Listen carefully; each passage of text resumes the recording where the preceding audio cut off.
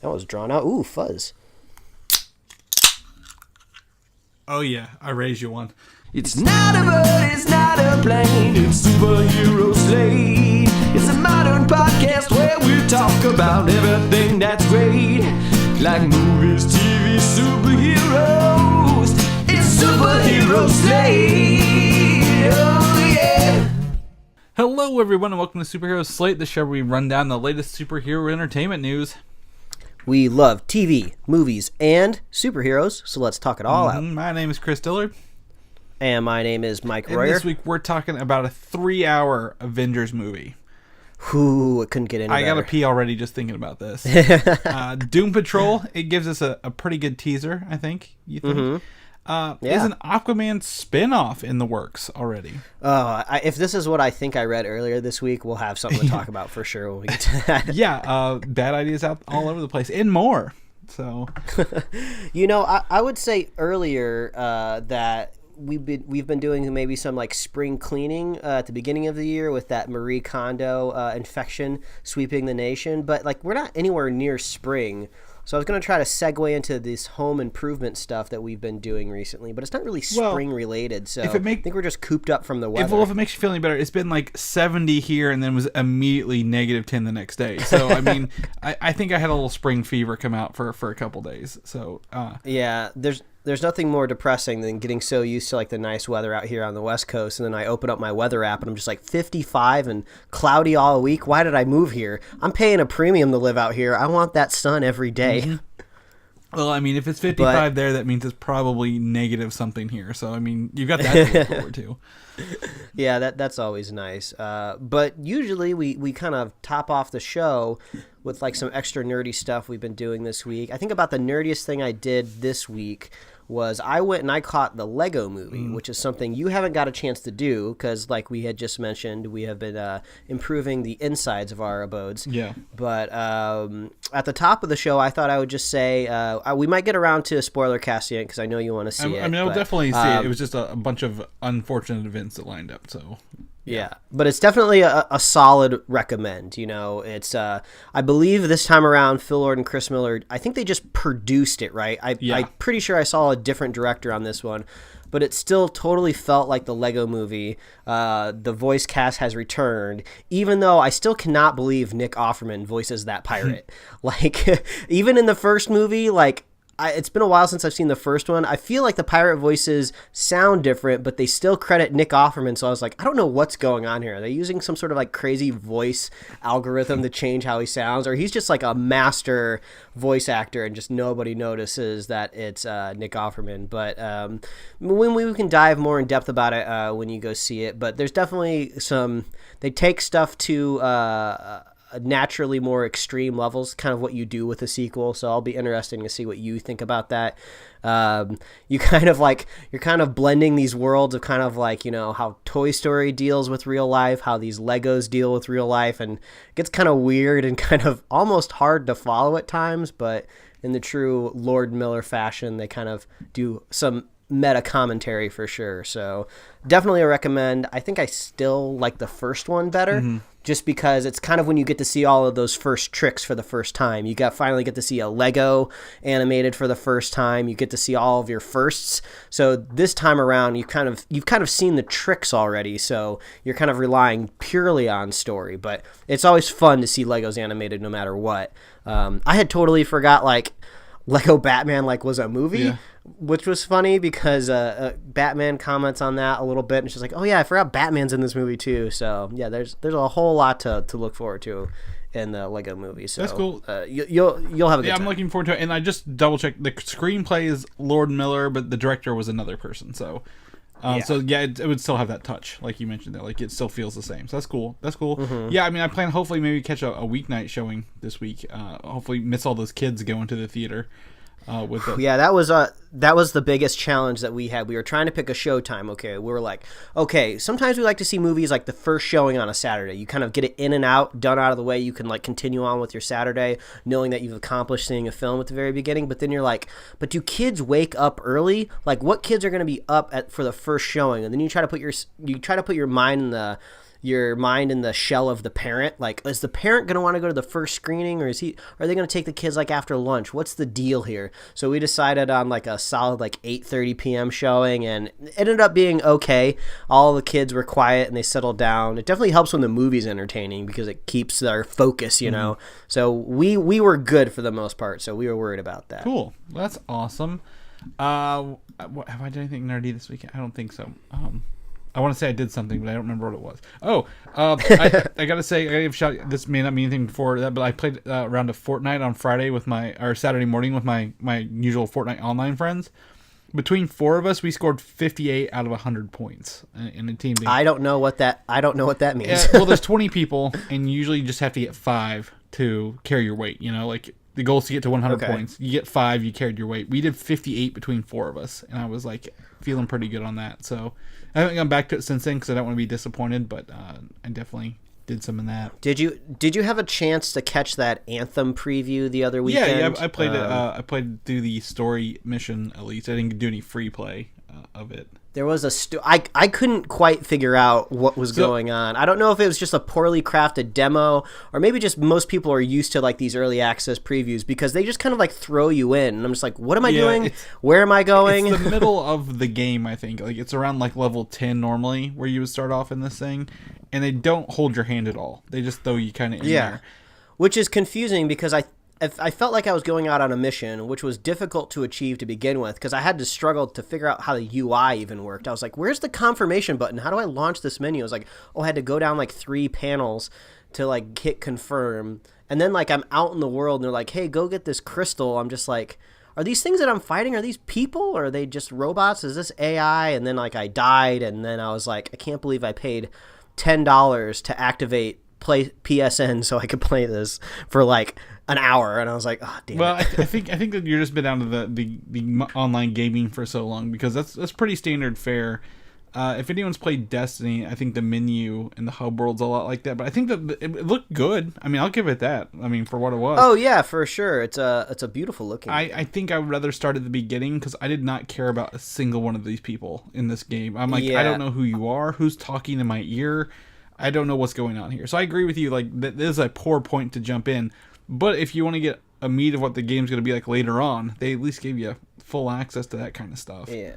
It didn't quite feel like an Iron Man simulator. Now, I don't think like the game devs have ever gone out and said it's going to be an Iron Man simulator, but that's what kind of everyone's been saying when they've seen the trailers for the game. It kind of just felt more like a mech, but it's just kind of like a scaled down mech that you kind of just fit inside of, like the limbs go into the other limbs.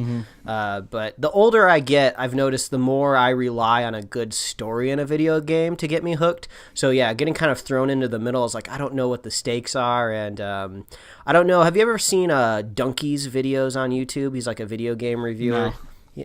He has like a very specific cadence the way he talks, and he has a very like wry sense of humor, and he's just kind of weird. I don't really know how else to describe it, but he has like these kind of interesting perspectives on video games. And I just watched his review for Kingdom Hearts 3 this morning, and a lot of people online were agreeing with him. They're like, the story's trash, but the gameplay can be fun. So I don't know if you're ever going to make it to Kingdom Hearts 3, Chris, since you've rage quit the first one like 4 or 5 times. I came back, and I'm making my way through on easy mode because I'm working my way through it really fast. So I feel pretty good about it. So. But I did not play any of that this weekend. We can get back into VR. I've seen some people compare Kingdom Hearts 3. They use a kind of Avengers Infinity War as like an allegory. They're like, Infinity War is really great because they don't hold your hand through the story. They just assume that you've seen all the other movies, and if you haven't, they just keep the story clear enough that if you haven't, it was still a good time. And I guess through Kingdom Hearts 3, they try to catch you up on everything that you didn't play, all of the mobile games and the cell phone games and the portable games. And I guess like Donald and Goofy are just going on and on and on about stuff that you're supposed to know, so they fill you in. So yeah. So good luck to anybody out there playing Kingdom Hearts 3. I hear the gameplay is fun, the graphics and the worlds look cool, but I don't know if I can get on board with that crazy ass story. I don't know if have you played the other ones. Do you have fond memories of the other ones, 1 and 2? I have very fond memories of the first one. Because that makes no goddamn sense either. So I don't know what anyone expected out of this. Like I'm watching, I'm like, I don't know what's happening here. It starts with some sort of music video, and I'm like, what is going on? That's what gets you hooked, man. It's the music for sure. Because when I started playing up that review on YouTube, they added the memorable music from Kingdom Hearts. I'm like, oh, I'm getting warm, cozy feelings. And then he trashes the game. So go check out Donkey. He's got some funny reviews. Okay, I'll do that on my wired internet mic, because that's why I'm just going to jump into this, because I know you've been waiting. So I've been taking it upon myself to run Ethernet cables in my house to the important areas where wired internet will benefit you more than not. Most people are like, well, why don't you just get wireless boosters? I'm like, well, that's expensive first and foremost. And, like we talked about, like wireless internet, when it doesn't work, you have to go plug it in anyway. So why not run a few hard wires? Because I'm watching movies, I'm streaming video games. I don't want any, latency or like anything. If I can remove as much as possible, I'm going to love it. So I've been taking upon myself to figure out how to do this and the best methods. And since Friday night through today, I was able to wire 3 of my own ports. All, mind you, they're all in one wall, but it was definitely been an adventure cutting holes in drywall, as I've shared photos with you. Are you familiar what a fish tape is? Yeah, it's kind of like a thing where you can like send cables through the wall and retrieve it on the other side. Yeah, it's a big, imagine a thin tape measure, like the metal tape measures, and like it's very sturdy. Mm-hmm. First thing I put it in my rafters, I got it stuck between a floor joist. and I'm like, well, you got something on the hook. You were fishing. You caught something. Yeah, no, it was so thin it just went in between the piece of wood and the floor. It was holding up, and I couldn't get it back out. So I was irritated. I was frustrated. Like first thing in, and I had to cut a hole in my stairwell to get it out. Thankfully, I figured that out. But I mean, I gotta give mad props to a listener and my friend Patrick Foster for kind of guiding me through this, because he does this a lot for his job, and he, without his just if I shoot him a question, I usually already had the answer in my head, but if I shot him a question, he's been responding pretty good. So yeah, I mean, it's like you need that secondhand confirmation before you start gutting a hole into your wall. Like, I think this is what I'm supposed to do, but I think I need somebody else's go. I need the green light before I start cutting holes. Is this smart or not? It's usually like, am I doing this right? So ended up running a lot of wire through my so I have a duct system on the second floor, or on the under the first floor, that goes through my office and down the middle of the house. For air, and I'm just running the cords right beside it, which worked perfectly. So I even made my own little called Keystone jacks, where you plug the Ethernet ports in, and my own little plugs on the end. And for $40, you can make a 250-foot long Ethernet cable. So if you're buying your $20 10-footers, you're getting ripped off by a long shot. So man, look at Chris. I know, I feel really good about this. My hands are killing me. Everything's been up in the air holding it up. So It's worth it. Ethernet is like pure uncut internet. It's like a drug. You don't want any fillers. You don't want any latency. You want it quickly to your central nervous system as possible. So that's why you go through all the trouble. You're not popping pills. You're putting it right into the veins of the internet. Yeah, that's exactly what it is. So so I'm running it right now on my computer. It sounds like it inspired our friend show Quentin to do some stuff around his house too, which looked pretty good.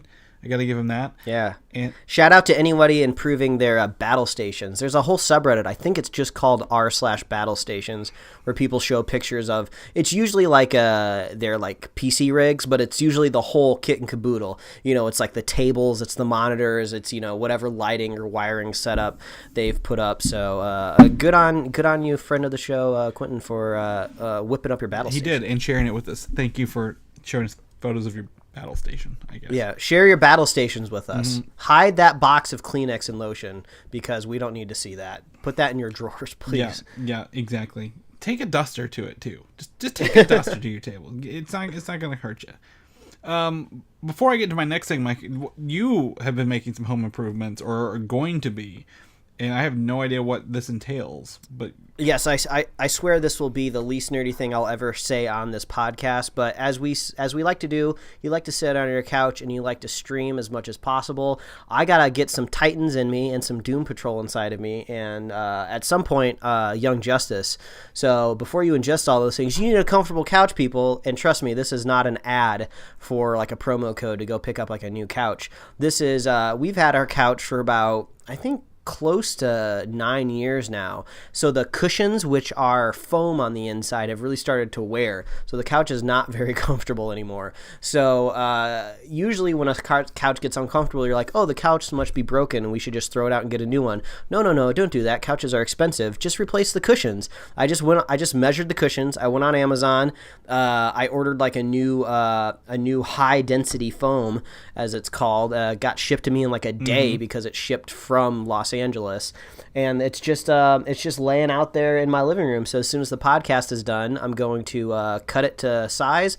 I'm gonna stuff it in that micro suede kind of covering, and I'll have like a brand new comfy couch to stream all the stuff that we talk about on this show. So that's just a shout out of don't throw out perfectly good couches, just replace the cushions, fools. So that's my life hack. So I'll let you know how that goes next week. But I've already tested it.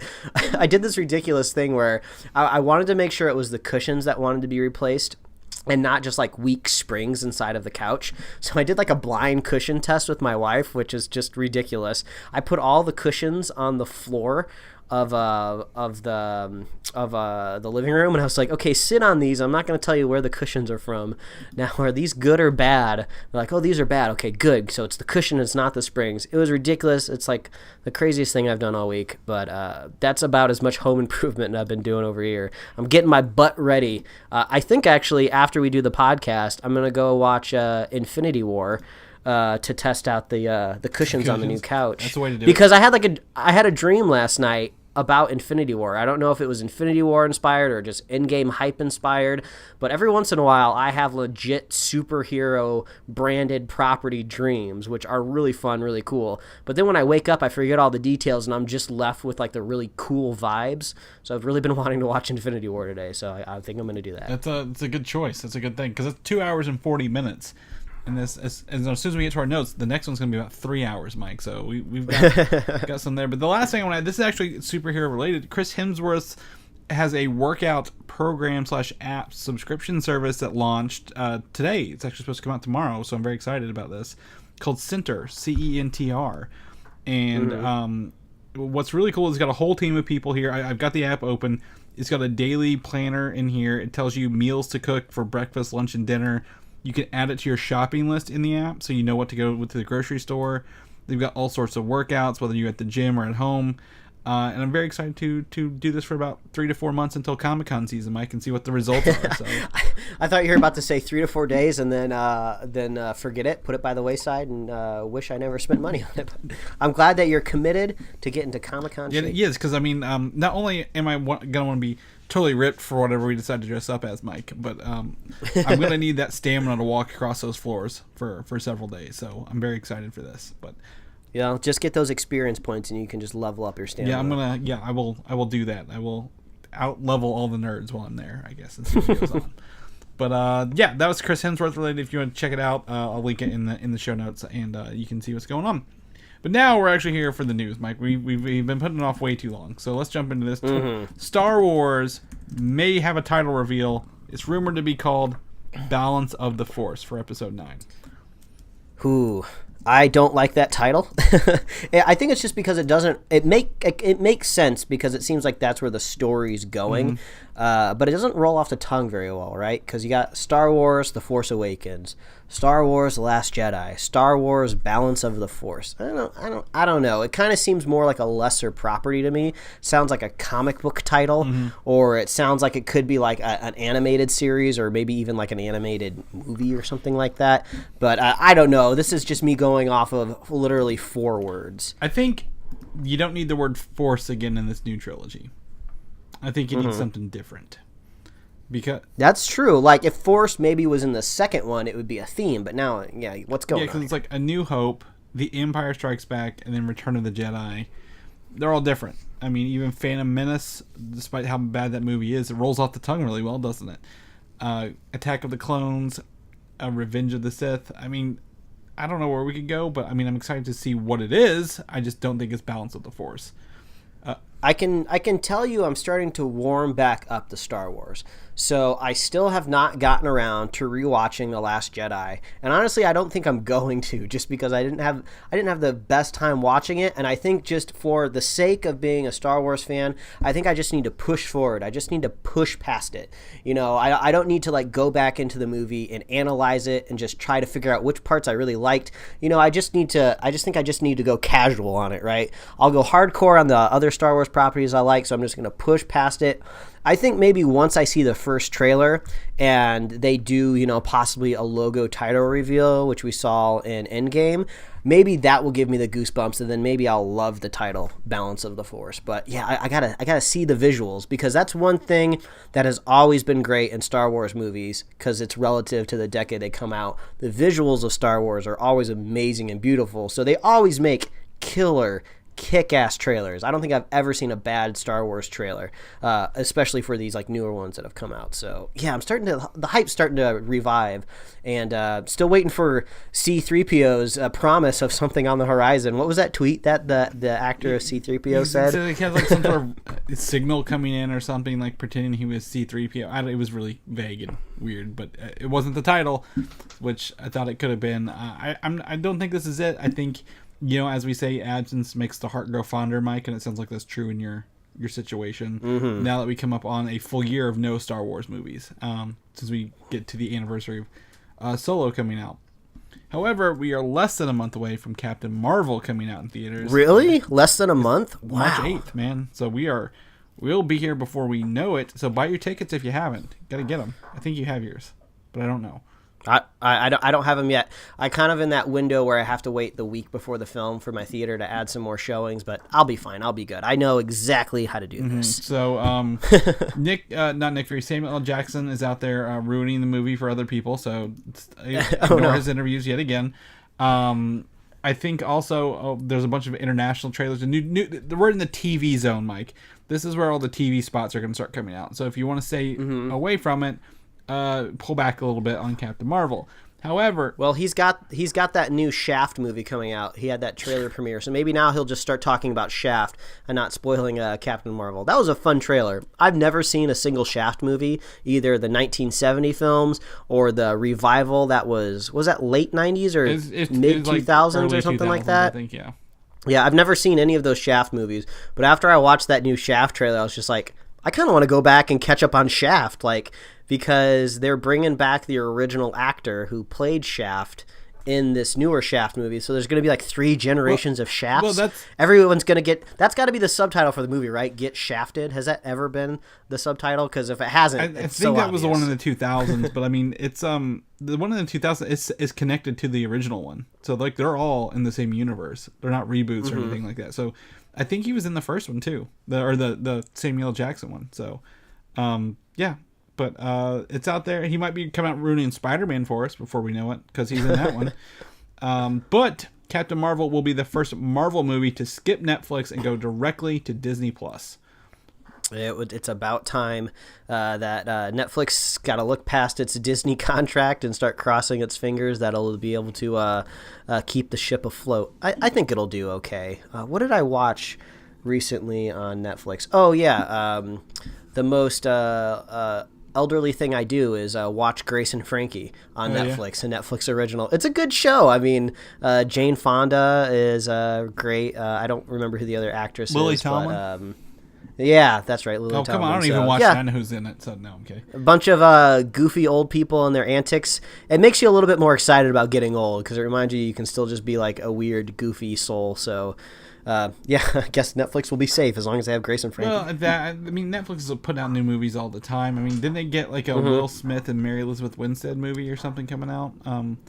They've got a bunch on the horizon. Oh, really? Yeah, I think so. I think it's like an action movie. So I think there's a bunch on the horizon. Wow.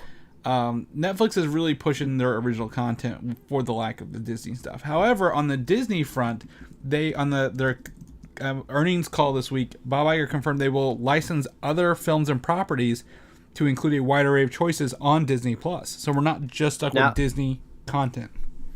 Now, that's something I honestly wasn't expecting. Like, since the Fox acquisition, I was expecting to see some more, like, family-friendly Fox properties popping up on the Disney streaming service. But licensing, I never thought they would even need to do that. I just figured they were pushing their brand.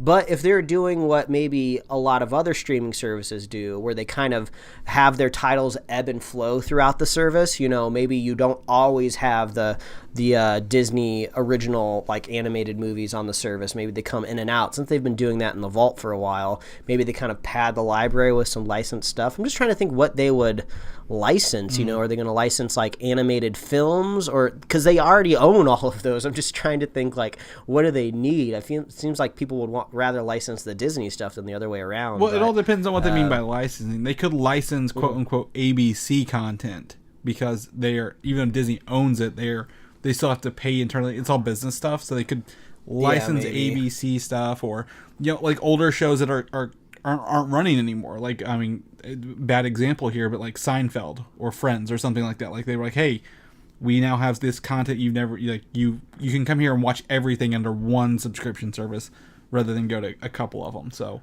Or maybe this is their way of saying they're going to do maybe similar things to what Netflix does, where Netflix doesn't always necessarily commission all of their all of the films. They'll just buy the rights to them, like at film festivals and stuff like that. So maybe Disney is saying they're going to be doing something similar. But I wish I could listen into these earnings calls. I actually wanted to this week, because I was like, oh, this one, it hasn't happened yet. And I was like, I wonder if there's any way I can listen. But I think I have to be a shareholder if I want to listen in. So maybe if I just buy one Disney stock, Iger will let me listen. It's probably online.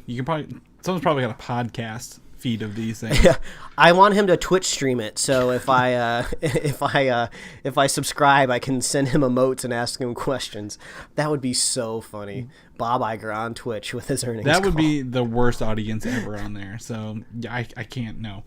But I think the variety on Disney Plus is something I was kind of really worried about, like, because I'm like, what else am I going to need on top of Disney Plus? So I'm excited to see what other content they maybe bring to the table for us. The Avengers Endgame is around the corner. I mean, I watched the trailer, the Super Bowl spot, like twice last night. I was explaining the Marvel Cinematic Universe to someone who's never seen them before. And I was like, here are the order of films you need to watch, and here's... Oh my God. It was very exciting. It was such an exciting moment. I would love to do that, just because everybody I know, especially out here in LA, is totally familiar with everything Marvel and understands all the superhero movies and like the drama between like directors and actors and DC and everything. I would love to just sit down with somebody that wants to hear me vamp about it for like 3 hours, but they don't know anything. Yeah. Like teaching a class on the MCU. That'd be so much fun. Yeah, so I gotta explain. So we gotta watch Captain Marvel's trailers and in-game trailers again. And it was very exciting. So currently the in-game, per the Russo brothers, the edit is around 3 hours, which would make it the longest movie in the MCU. But after 22 films, it probably needs to be one of the longer movies. And they've had 4 test screenings, Mike, and no one used the bathroom during those test screenings yet. Man, if I was lucky enough to get into one of those test screenings, I would just piss my pants because I wouldn't want to miss anything. I mean, I read somewhere that somebody said that this was going to be the longest superhero movie of all time in the U.S., which makes me think there's some sort of like foreign superhero film out there that's clocking in at like 5 hours or something, and I don't know what it is. But yeah, I think this could be, even outside of the MCU, the longest superhero movie if it gets that 3 hour cut. But yeah, I'm so into this. This movie could be like 4 hours long. If it was that long, I think I'd want like an actual intermission so I could go use the bathroom. But I'm gonna have to do some like mental meditation so I can just enjoy all of this movie. Oh man, I'm so excited for this film. Chris, I need it. You need it. I need it too. I can't wait. But Marvel is also fine with this lengthy runtime, as long as the film hits the right beats. Meaning, like, we've talked about this, why Justice League is only... How long is Justice League? An hour and a half? Or it's under 2 hours? So they could get more people, more screenings in. That's why movies usually rarely go very long. But if this movie is doing its job and people are watching it and, like, they're still on all the screens to watch Avengers, I mean, yeah, people are going to watch it. I think it'll be fine. So, Yeah, and it makes sense in the context of what the film is. It's like it's a finale of all of this of this grand experiment of all of these Avengers and superhero movies on the MCU. Obviously, it's continuing after this, but this is kind of the culmination of, I'm assuming, what Feige had in his mind of like bringing everything to end with Thanos. So it makes sense to like, yeah, we're gonna let it be 3 hours. It's okay. We've been working like 11 years to this. So yeah, I think it'll be okay. I just did a quick Google. The movie Krish is 3 hours long and it's an Indian film. So that's what it is. And it's actually the sequel to another movie of a different name. But anyway, yeah, so Avengers are great. We've got our first live action team image from some promotional stuff here, Mike. Not officially released, but we've been kind of, I mean, I was afraid to send this to you a little bit, but I'm like, this really isn't that spoilery at the end of the day. Well, the thing is, I came across this just randomly on the internet, so I saw it, but this definitely looks like it's a poorly photoshopped promo. This is probably something you would see like slapped to like a plastic popcorn bucket in your movie theater. Because it's not centered, and it bothers me. Yeah, because like, oh, let's give more weight to Stormbreaker over here on the left side, but then it has all of this empty space. Compositional wise, it's all over the place, but you get to see, I think, the two biggest standouts. I mean, you might find something else because you got that eagle eye. Is you have these new kind of patterning on Iron Man's like bicep? Is that the area of the arm would be called? He's kind of got like a gold there's way more gold in him, like kind of harkening back to his original armor colors from the comic books. Yeah, it's really badass. And it made me think, like, Robert Downey Jr. really got lucky with this whole movie franchise because, like, Chris Evans and Chris Hemsworth just have to be, like, absolutely ripped and in shape. And also Scarlett Johansson, they've just had to keep their bodies at, like, top-tier condition for, like, over a decade. And Robert Downey Jr. is just like, they just CG me inside of a freaking robot. It's great. All I have to do is make sure my beard is trimmed and I don't get too big of a gut when I'm on the red carpet, so he really lucked out. But number two is definitely the Hulk over here, Brucey. It's the most Brucey Hulk I've seen in the last 11 years. Yeah, he's definitely wearing the suit, and it looks like a nice mixture of Bruce Banner and the Hulk. So maybe it's a Banner who's in charge of the Hulk's power for once, we could say. I'm digging this suit. I mean, a lot of people are like, oh, I don't like the Hulk suit. Like, we don't need a shirtless Hulk in everything we do. Like, he can have a one piece on here. I'm cool with this. Now, in the comics, doesn't that specific type of Hulk have like a name where like the Hulk is intelligent and can speak fluently? There's a couple. Probably the most famous one is Doc Green, is what he calls himself. So, I thought it was something else. I thought like Hulk was still in his name. Maybe I'm thinking. There's also else. Nerd Hulk is another one that might be the one. Yeah, maybe that's the one I was thinking. There's several versions. So I think Doc Green's probably the most famous one, but he doesn't look anything like this one. To me, I'm going to be honest with you here. Black Widow is the most interesting one here because you see the blonde in her hair, so she's letting her red grow out. Mike, she didn't dye her hair. Like, there's been some time passed here for her hair color to grow out.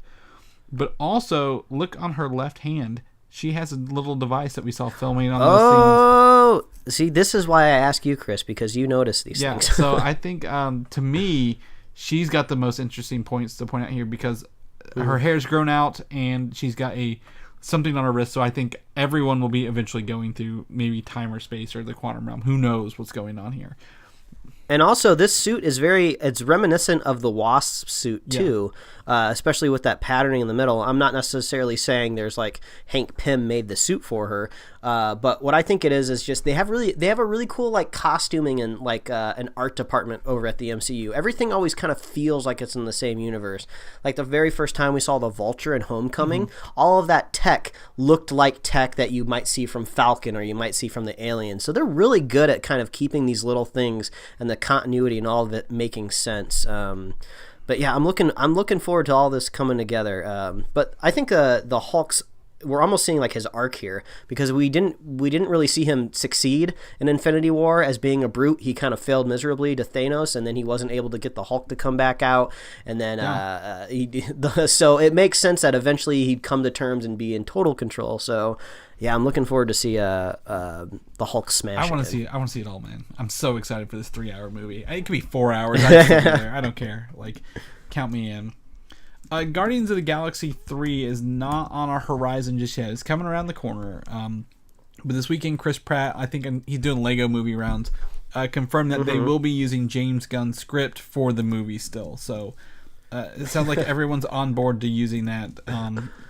Probably to stay around. They're like, okay, we'll use your script, but I don't think anyone is in line to direct it yet. I think they'll probably wait until even in games out to announce anything, even for that, because this is just so funny, because it, like, the whole reason they fired James Gunn because a tweet that he wrote, or tweets that he wrote, crass jokes that he wrote in the past. So it's literally his writing which got him fired, but they're still using his script, which I just think is hilarious. So I'm sure there's some sort of like Writers Guild contractual, obligation there and everything. But the crazy people out there that got him fired, I guarantee that they're not going to be tweeting and petitioning Disney again to like cancel the movie or do something else. They're just happy that they got him fired and they got a win in their column. But like, if they actually cared about what he said, they would be protesting even more, because it's his writing that's going to be continuing on. It's just like,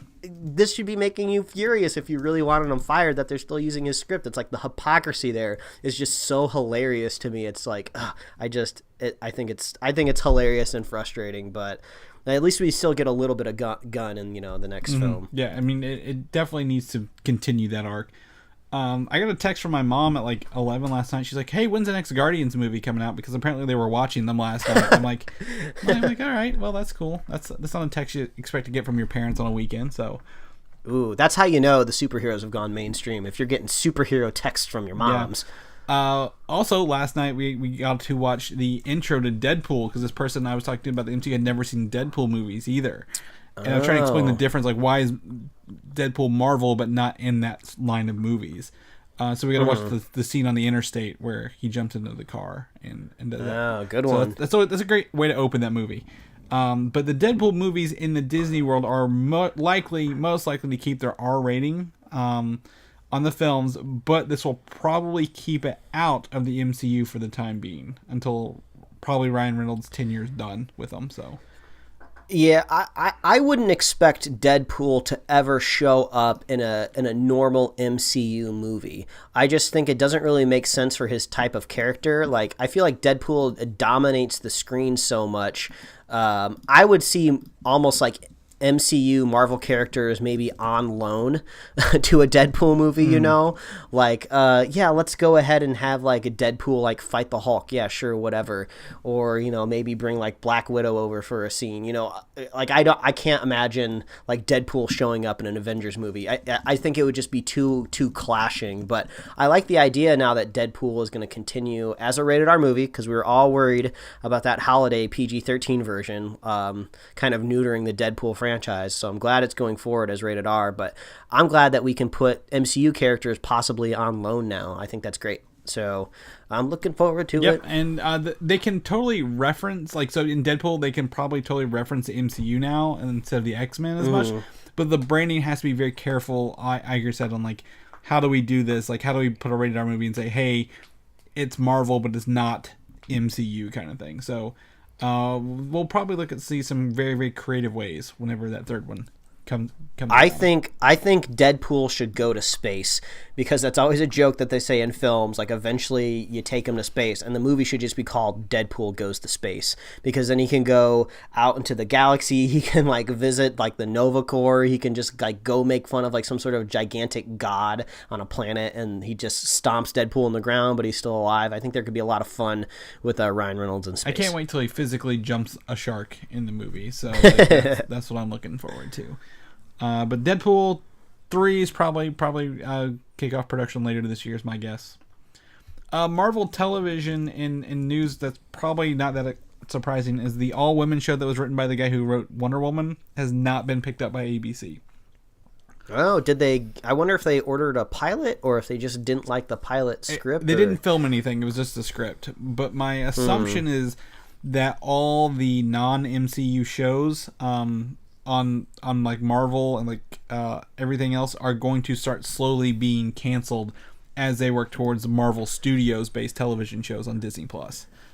Yeah, I bet there's a whole lot in flux over there because now that you own the Fox properties, you're going to be... I mean, it's crazy that there's just these random X-Men shows out there still. You know, you got Legion going into like season 3. I totally forgot about that other mutant show. What was it even called? I don't even remember. Gifted? Gifted, that's right. So you got that film going on out there. So yeah, I could see Disney kind of wanting to rein this stuff in now that it owns all the properties. Not necessarily to cancel it, but you know, you rein it in and then you push it out the way you'd like to push it out. So there could definitely be an all-women's superhero Marvel TV show at some point in time, but maybe Disney's like, let's get our own shows out there on the streaming service first, see how those go, and then decide, oh, if everything's going well over here streaming-wise, let's get this all-women show on the streaming service. And then, oh, maybe we have some room over on ABC, maybe we'll slot it into ABC, because Agents of S.H.I.E.L.D. can't go on forever. So, yeah, I think you're totally right. There's lots in flux out there. I also think it comes down to Marvel Television does not get along with Marvel Studios, and Marvel Television is one making all these shows.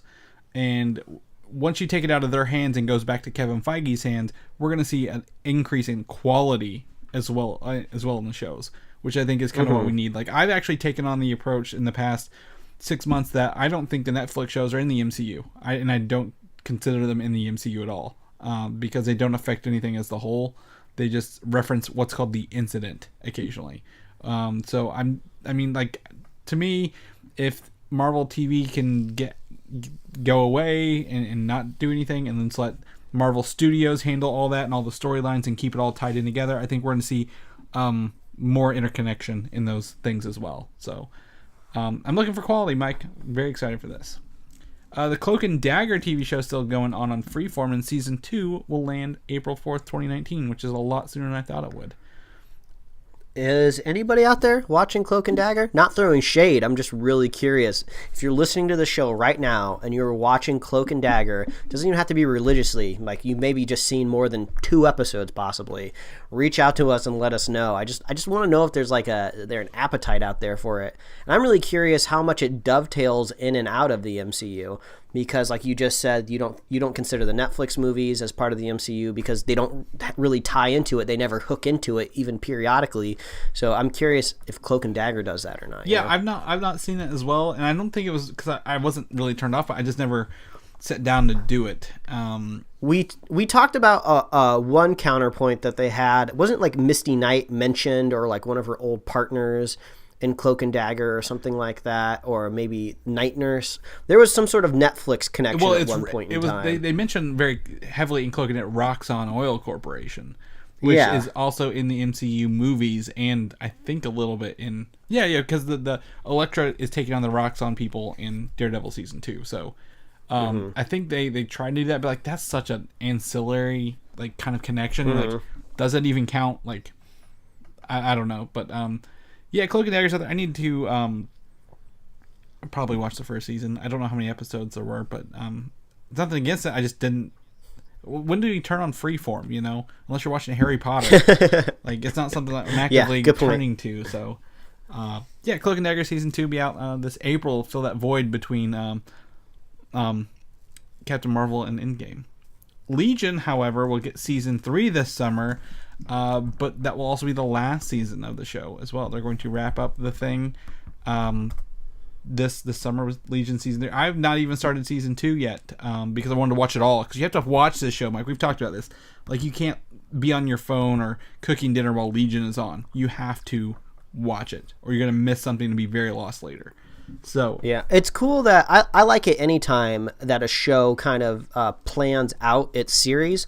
So there could be hardcore Legion fans that would love it going on past season 3, but it's always good news like when the last season is planned, because that means you can tell like a whole connected story. You can be very pleased because you can go out and you can get the whole series box set that'll probably have some sort of weird like a Legion face on the front of it that you can just put in your collection, and just like 3 solid seasons, good for Legion. And I always forget the guy that makes it, but I know he's really talented because he made Fargo, and he was possibly tapped. Yeah, and he was possibly tapped to make that Doctor Doom movie. So this frees up Noah Hawley, so that's even extra good news for him to possibly do something else. Yeah, exactly. And and I think the show's been great, and I think a show that lives beyond its expiration date is not beneficial to anyone. So I'm glad they know that it's ending and they can do that. However, I think the biggest news out of this is they've finally cast his dad, Legion's dad, Professor X, with actor Harry Lloyd. Which is not a Dumb and Dumber reference, by the way. It's an actual guy. He was in Game of Thrones as Daenerys' brother in the early seasons. No spoilers, but he's only in the early seasons. I don't know. That's all I can remember. So, he's in that show. He's got such a smarmy look on his face, like you want to punch him. But that's like everybody in that show. So, but I mean, I think that's cool. They got Xavier. They also cast his mom, but I didn't know who she was, so I just went with this. Doesn't that feel like such a Gotham move, where it's just like you start your series kind of like as a Legion's not really a prequel, but it's, dated in the past, and then you slowly work your way forward to a character you're familiar with. Feels very Gotham-esque. Well, they've always teased him in all the shows, with like even in the season one. I don't even know where the show sets place. Is it even real, or is it in his head the whole time? Like, I'm very excited to see how this wraps up and see what's going on. So, I think it's gonna be cool. So I'm gonna have to catch up on season 2 before season 3 hits this summer.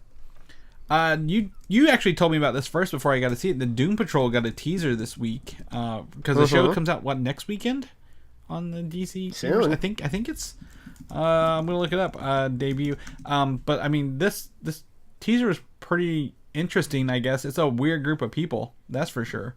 Yeah, I was surprised that the humor was a funny teaser. It was quick. It was like to the point. It had a lot of energy to it. The characters, I know they have like a backdoor pilot in Titans, which I promise I will get around to. So some of you out there have probably already been introduced to Doom Patrol. But yeah, it seems like a really fun group. But I had no idea Cyborg was going to be such an integral part to this show.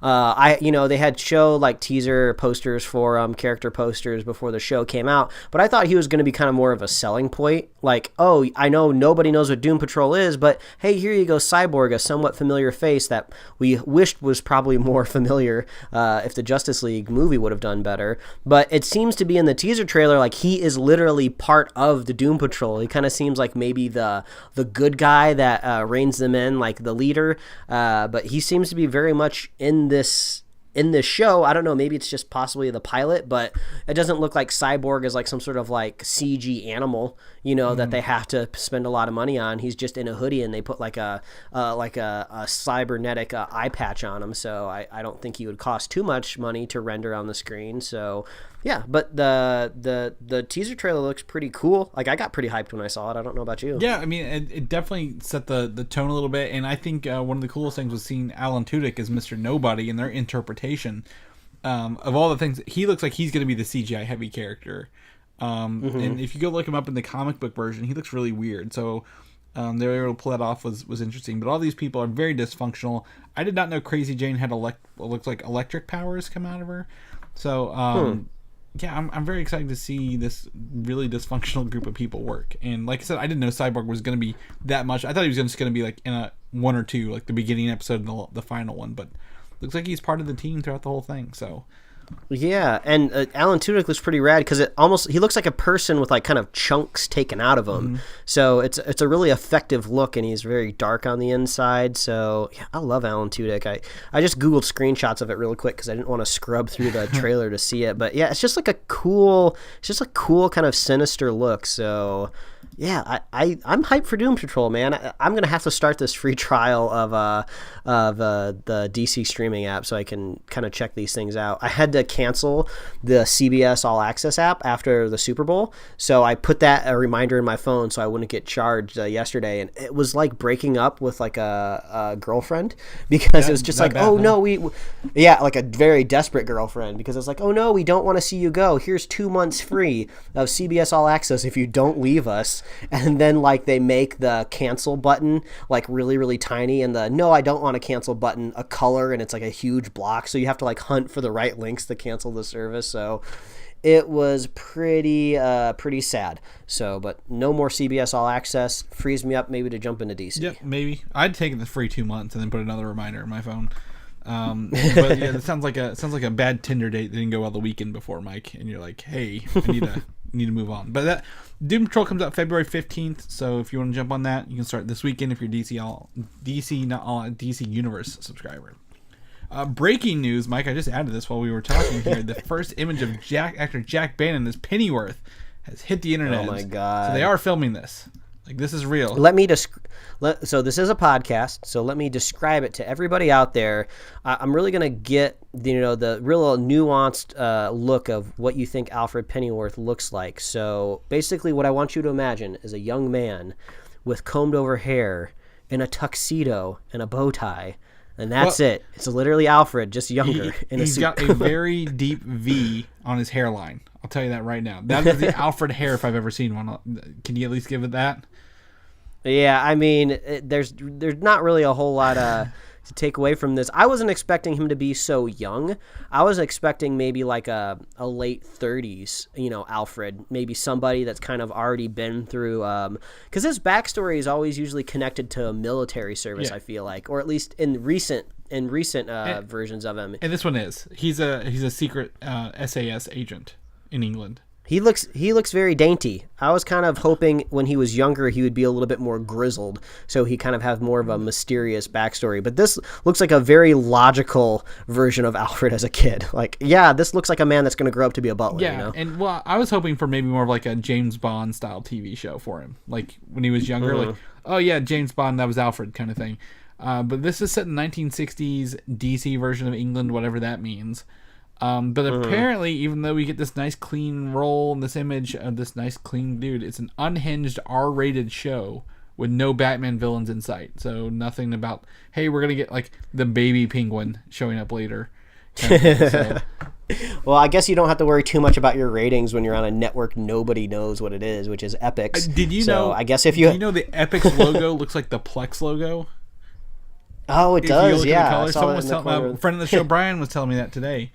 I was like, damn, that's crazy. No one's watching Epix. That's why I didn't know this. So yeah, I correct me if I'm wrong, but I think don't you have to have like a certain tier of cable package to get Epix, or do you have to like go out of your way to request it? Like I don't think people normally have Epix, so I would be shocked if there's some sort of hardcore Alfred fan out there that's like, oh yeah, I got to call my cable provider. I got to get Epix so I can get this super limited Alfred show on. Oh man, it's so Epix. All right. Epix, you can get it by it standalone for $6 a month, which actually doesn't sound too bad. But I don't know any of these shows on here.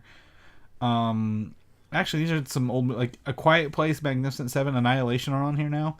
And then you can get it through TV and digital, but it varies based on where you have it. So I know when Epix was doing a big marketing push out here, they took over a bunch of billboards, and it seemed like their business model was, we're going to get all of the blockbuster movies on our channel before you can get them anywhere else. So basically, as soon as like you were able to physically purchased a blockbuster movie, they already had it on their channel. So I'm sure they're paying a big premium basically for you to be able to watch these movies right away before, you could possibly stream them anywhere. But maybe they're like, ooh, let's get an Alfred show so we don't have to spend all this money on Annihilation. I don't know, man. The whole idea is funny to me, but I appreciate the hustle for whoever's getting paid to make this show. I mean, if you want to watch both Bill and Ted movies on here, they're on Epix right now. And they've got both Boo, Medea Halloween movies on here as well. So I know you're really getting excited for this. But there's some couple new ones on here. Death Wish with that Bruce Willis one, that's on here. Daddy's Home too. Oh god, that movie looked awful. No, I don't want to watch that. You want to watch Delta Farce? These don't look any good. But if you want to go check them out, you can definitely go to epix.com and get your handful. Anyway, Pennyworth coming to Epix sometime. Aquaman has been a huge moneymaker for Warner Brothers. Big success financially, fairly above average critically. But now Warner Brothers, taking the wrong messages yet again, are in the early stages of developing a spin-off based on The Trench that we didn't visit in the movie. It's the scary, the alien-looking ones. And Yeah. They're not going to feature any of the Aquaman cast at all in this movie. Like, none of them in Aquaman will be in this movie. So where is it? Why is it? What's going on? The only thing I can imagine is, that sequence in the movie was very horror-esque, which makes sense with the director of the film, who comes from a horror background. So it almost makes me think he was so successful making Aquaman. Basically, Warner Brothers said, you can make whatever you want. We'll greenlight anything that you want to do because you made us so much money. We want to keep you happy. We want to keep you around for more Aquaman movies because you're doing a good job and you're printing off money for us all around the world. So they're probably like, yeah, I think I kind of want to make a movie about those weird, creepy fish guys that I put in that boat scene. People have been responding to that really well. They tell me they really like that part of the movie. So the execs are probably just like, yeah, sure, go ahead. Go make a trench movie. Hire whatever director that's under your wing that you want to. So that's kind of what I think is going on here. If I had to make this movie work and make any sense, because it's almost like you're setting me up with like a challenge. Like, okay, here you go. You have these characters. You ain't getting any Aquaman people. Okay, so just go ahead and write that off. I would think it would just be like you set the movie in like a small coastal town, and then the creatures start coming out of the sea, and they're like terrorizing the people of the village, and they have to fight them off. I don't know. It's just a basic monster movie type of premise, but you just use the trench. But I mean, isn't the whole point of using these characters so you can use like the DC world as a way to kind of market it? Be like, oh yeah, this is like an Aquaman spinoff, like the trench. I mean, come on, that's not a big hook. Why don't you just make an original horror movie, and just make up a brand new character? Well, this kind of feels to me like the New Mutants thing over at Fox. Like, it's X-Men, but it's not X-Men we know kind of thing. Okay. But I also could see this, like, they may want to go back and tell you why all these people turned into the trench creatures. I have no idea. I can't justify this decision, or, like, even if this is real or not. Like, I mean, someone could be blowing smoke out of their ass about this, but I am not.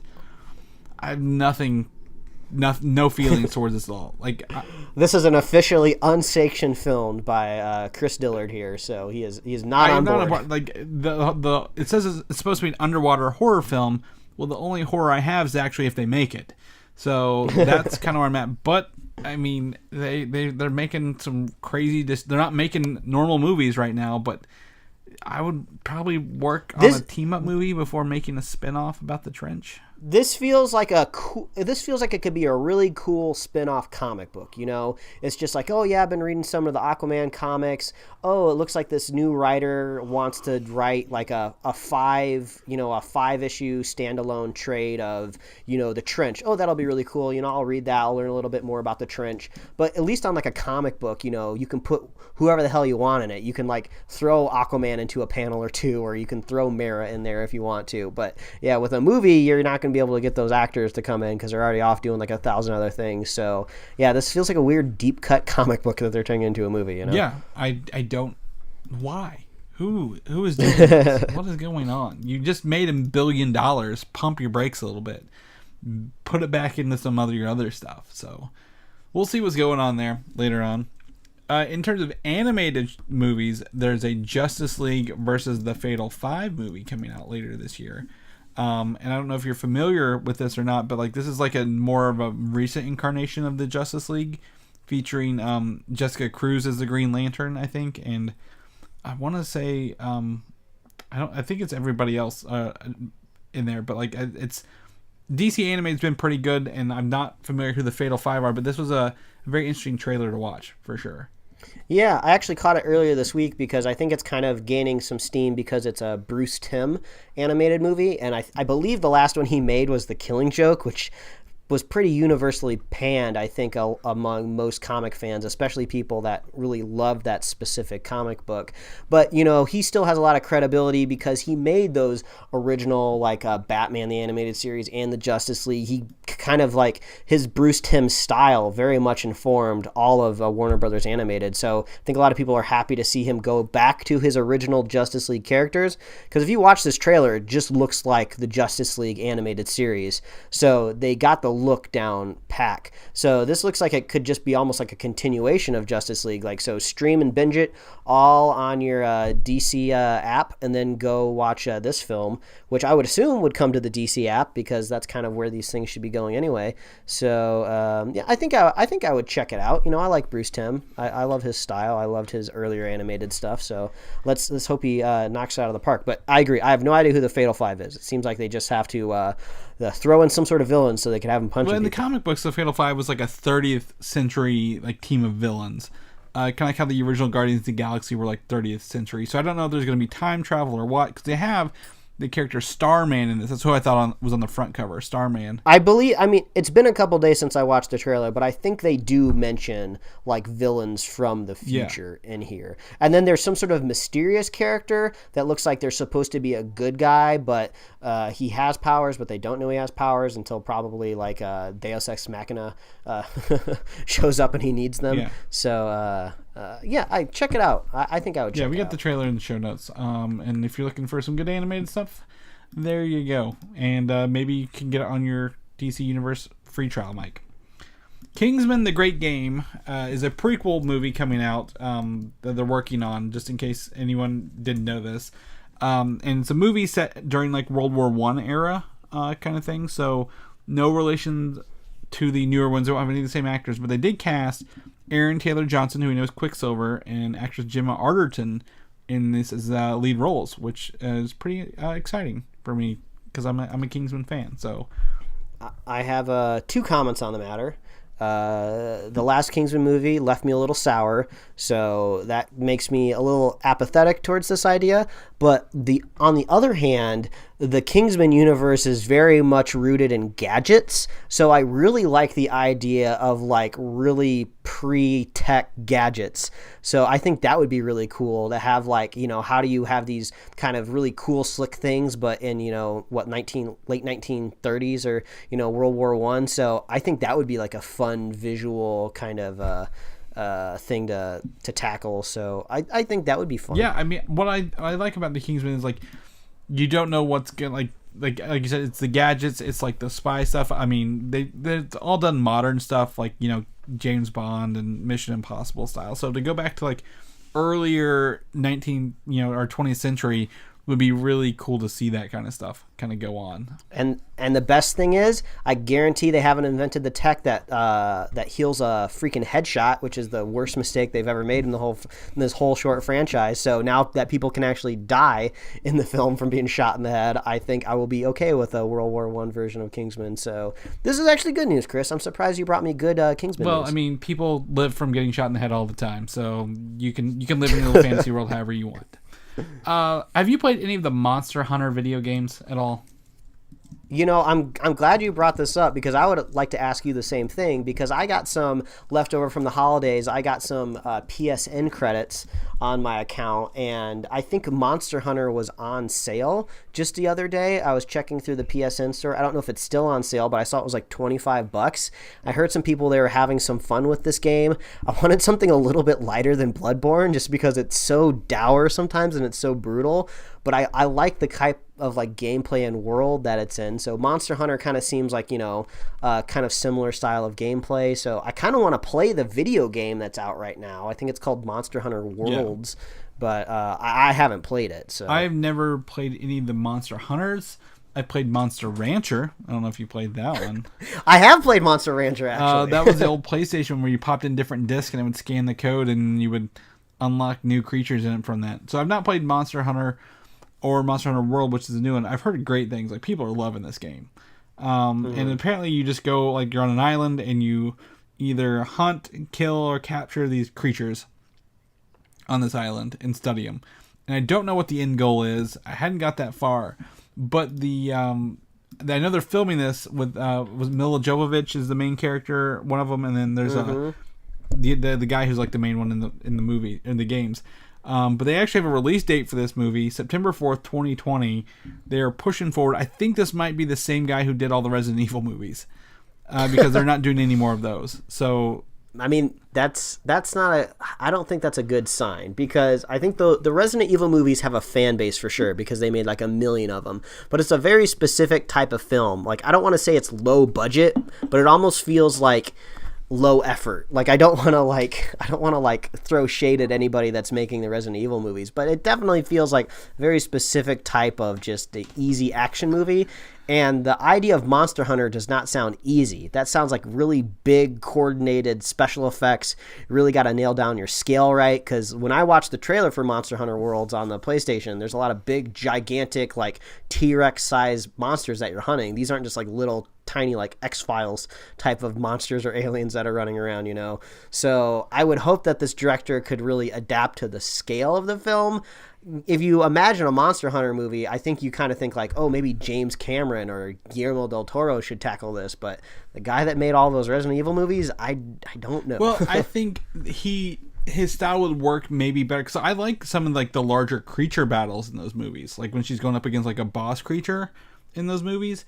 But the zombie part and the actual Resident Evil game part, he just totally blew. Like, it just sucks so hard. So I think maybe this would adapting that to a different video game series that is more about actions and like big boss battles might be better. Now, has a video game movie ever been good, Mike? That's the real question. That's the real trick. Hey, Detective Pikachu coming out this summer. I was going to say, I saw the trailer in front of the Lego movie for Detective Pikachu. I've seen it a few times now. I actually really like the trailer. I'm looking forward to the film, but I think we're due another Detective Pikachu trailer soon. I don't know about you, but I need to see something else. So yeah, maybe hopefully on the show in a couple weeks, we'll be talking about some new Pokemon. Exactly. Trailer. Now, I heard a rumor about that movie. Do you want to know what that rumor might be? Or absolutely, please tell me. The Pikachu is actually that kid's dad, and Mewtwo transferred his consciousness into the Pikachu. No, don't do that. That's so weird. Well, I was like, that makes no sense, because only that kid can hear that Pikachu. If that was true, the Pikachu could be heard by everybody, though. So, no, that's so weird. I rather them just like, they actually don't even have to explain it. You know, like the Pokemon universe has like these very kind of strong, like, you know, magical, mystic undertones. Just say like the kid was born with some sort of like special ability to like hear like this Pikachu or something like that, and just like write it off very simply. I mean, there's literally like cute fluffy monsters walking all around performing elemental attacks. We'll get it that this one guy can just hear this Pikachu, okay? So I think that'll be okay. Let it slide. Yep. I don't know. I mean, to me, it's whatever it's going to be is going to be. Pokemon has that ability to do whatever it kind of wants, because all the rules change, and this isn't the video game and all that fun stuff. So I would like to see live action Mewtwo, though. I'll give him that. That would make me cool. Anyway, Mike, that's our show for this week. Anything else you want to add before we drop out of here? Man, I think that's it. What's our next spoiler cast coming around the bend, if not excluding the Lego movie? Because it seems like we'll be talking about that soon. Alita Battle Angel was my understanding. Oh, yeah. This weekend. I know it's like Valentine's weekend, but I believe my wife has plans for some sort of meeting that she's going to on probably Saturday or Sunday. But I think I am going to sneak away to see Alita Battle Angel, a.k.a. the best movie of the year, possibly. I don't know. I got to see if the rumors are true. Well, I mean, it's not a rumor. It's a fact. We were told this in confidence that it is the best movie of this year. Now, mind you, they just opened up the first Dave & Buster's in my town this past week. So I think for Valentine's Day, we're going to go watch Alita Battle Angel, then go to Dave & Buster's. So, whoa, that sounds like actually a really awesome movie. Yeah, I'm pretty excited. Have you ever seen my life-size Spider-Man, the stuffed one, in the black suit? I think actually I have. I think you sent me a pic once. I bought them at Dave & Buster's on my 23rd birthday. So, I hoping to maybe bring home another one sooner than later. So we'll check that out. But if people want to know what you're up to and check out those couch cushions you're redoing, where can people find you? Well, if you want to see me doing the most basic homegrown adult stuff, put it on Twitch. You can find me at I'll live stream my couch cushioning. You can find me at Mike Royer Design on Twitter and Instagram, and you can read my web comics at pickledcomics.com. Chris, if people want to catch up with you, maybe to get some hot tips on how to make your own Ethernet cables, so you can get that delicious straight internet right to your brain, where can they find you? I'm plugged in. I'm plugged in right here. On Instagram, Baldan87, or Twitter, BALDAN.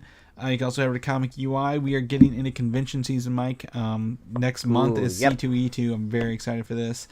And yeah, if people want to know more about Superhero Slate and our weekly show that we do every week, that's why it's called Weekly, of course, where can people find that?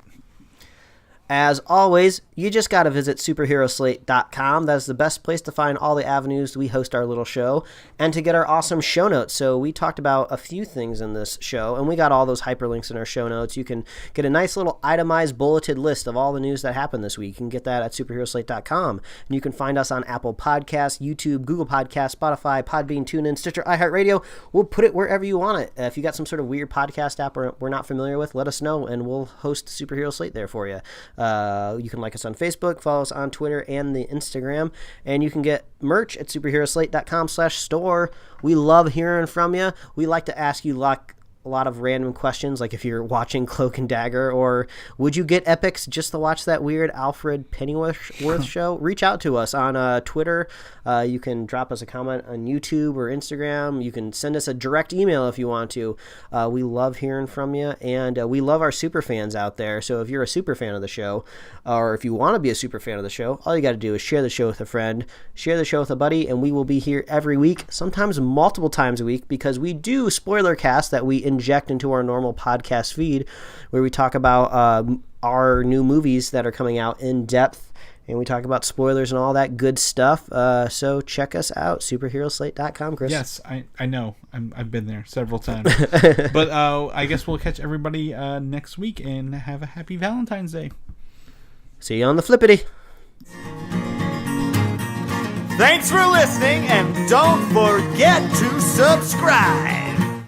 People talk about wireless, but man, I don't want drop packets. Yeah, I know, right? Drop packet, you just keep dropping them.